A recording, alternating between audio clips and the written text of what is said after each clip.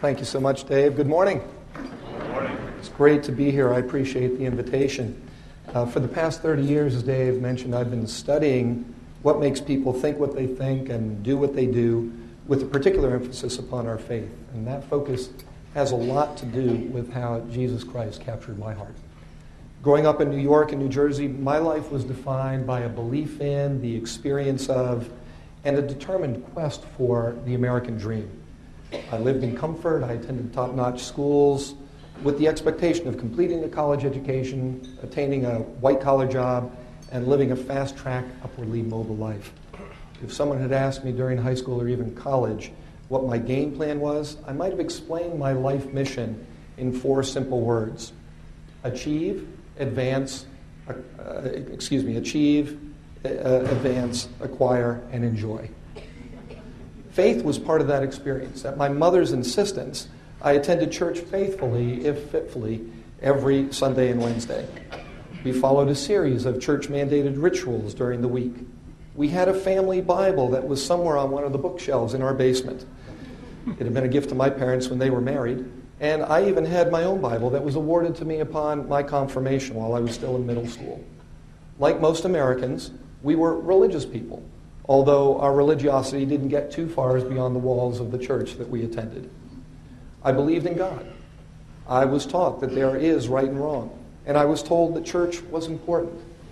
I understood the basics of the Jesus narrative, although it wasn't personal in any way. All that heartburn that people seem to have about sin seemed to be over the top to me, since even the religious leaders acknowledged that we're all sinners. The Bible to me was just a long, boring book of begetting and thou shalt nots. But I figured religion-wise, I was probably no worse off than anyone else, and probably a whole lot better off than many others. And I figured if God was grading on a curve, and believe me, I was counting on that, I was going to pass the course.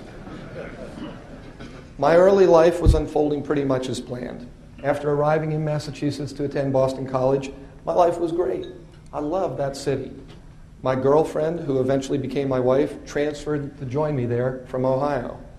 While still an undergrad, I even got a job working at the State House in Massachusetts and wound up on a first-name basis with the governor, if you're willing to believe that his name was Governor and my name was Kid.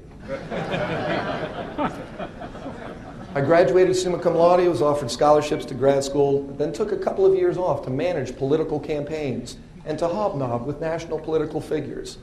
I even remained one of the few college kids that I knew who attended church services without coercion. But a strange thing happened to me en route to the dream. Major disappointments blocked my access to the path of undeterred achievement. First, there was writing. I've always enjoyed writing and had been a sports writer while in high school and college, working for both local and regional newspapers. But getting my words in print in the dailies wasn't my ultimate goal. I developed a desperate desire to be published in serious journals, and it just wasn't happening. And it sure wasn't for lack of effort. I had submitted a number of articles for publication to all kinds of academic and professional journals, as well as some popular magazines. They all sent me the same response. Very nice. No, thank you. It was discouraging to the point of depressing. Then there was my career path. Having been born in Manhattan, I had always had a deep love of cities. After outgrowing my youthful fantasies of becoming a Major League Baseball player and then later on a disc jockey, I discovered that there was a profession known as city planning and decided that was my ticket to the American dream. So I entered the master's program in city planning at Rutgers University in New Jersey.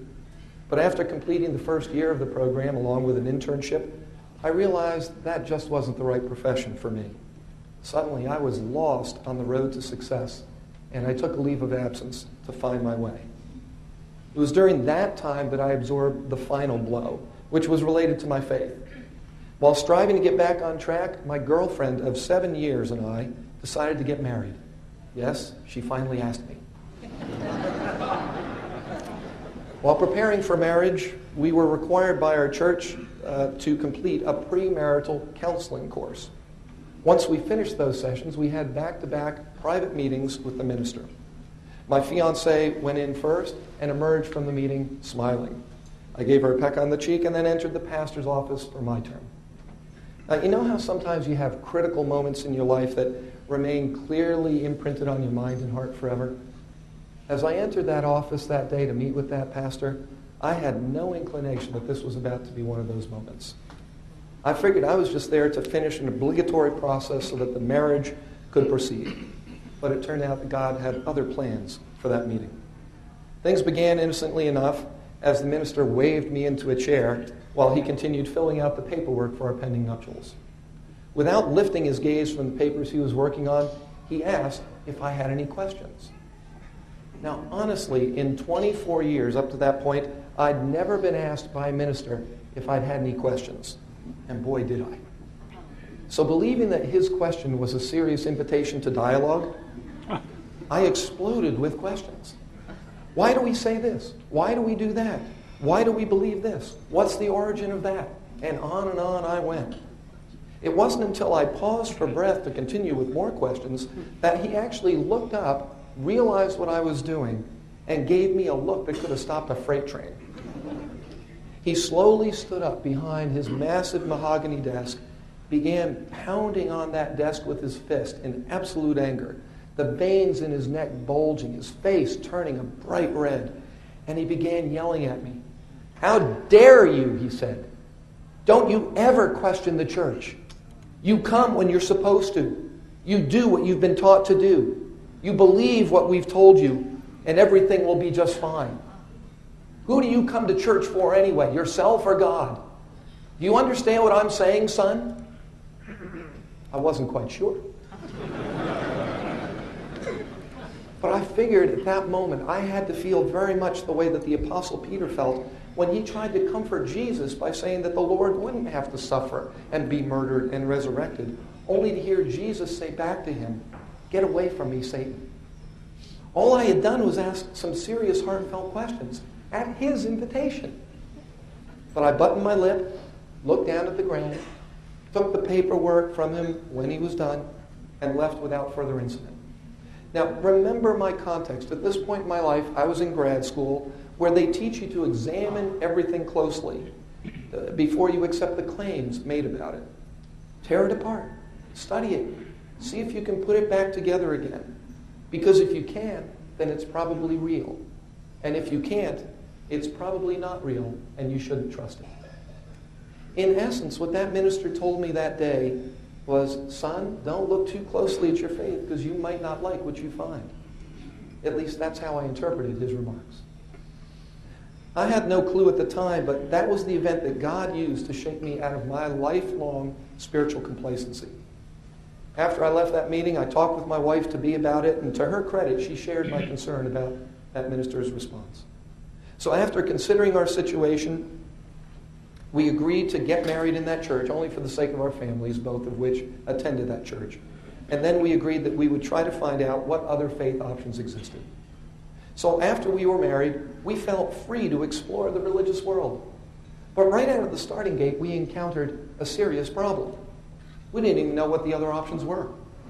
So we did what any young person would do. We asked our friends where they went to church.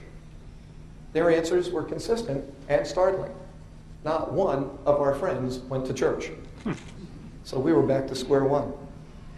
Finally, after months of wallowing in religious quicksand, one of my wife's colleagues from work invited us to attend her church. Without having any idea what we were getting ourselves into, but happy to at least have a lead to pursue, we agreed to go. Now, my wife's colleague was an African-American woman, so it shouldn't have surprised us to discover that we had agreed to visit a black church. But we had never been to a black church. And this was an all-black, charismatic Baptist church in the heart of Trenton, New Jersey. It was like sending a native from the jungles of Brazil into downtown Rio de Janeiro. You know? It was unlike anything we'd ever experienced or imagined.